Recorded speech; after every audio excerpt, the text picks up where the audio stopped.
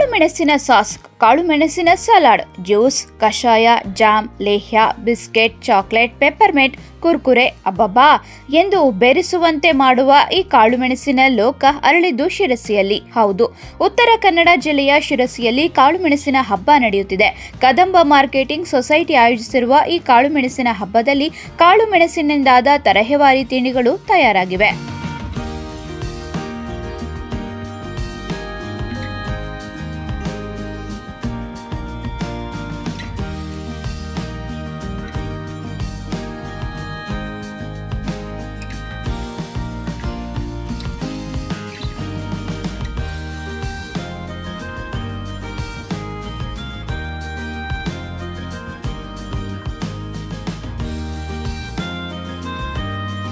ಕಾಳುಮೆಣಸು ಘಾಟು ಇದ್ದರೂ ಕೂಡ ಖಡಕ್ ರುಚಿ ಕೊಡುವಂತಹ ವಸ್ತು.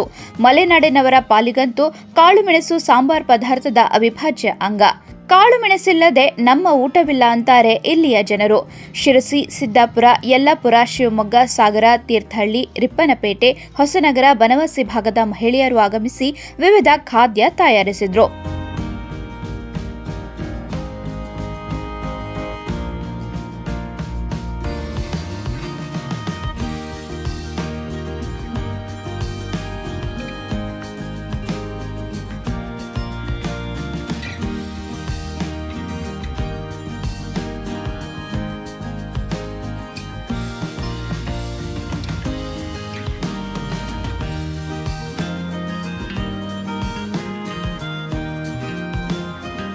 ಬೇರೆಲ್ಲೂ ಕಾಣದ ಕಾಳುಮೆಣಸಿನ ಚಾಕೊಲೇಟ್, ಲಾಡು, ಚಿಕ್ಕಿ, ಬರ್ಫಿ, ಗಾರಿಗೆ, ಪೇಡೆ, ಪುಳಿಯೋಗರೆ, ಕಟ್ಟ ಮಿಟ್ಟ ಇತ್ಯಾದಿಗಳು ಆಹಾರ ಪ್ರಿಯರ ಗಮನ ಸೆಳೆದವು.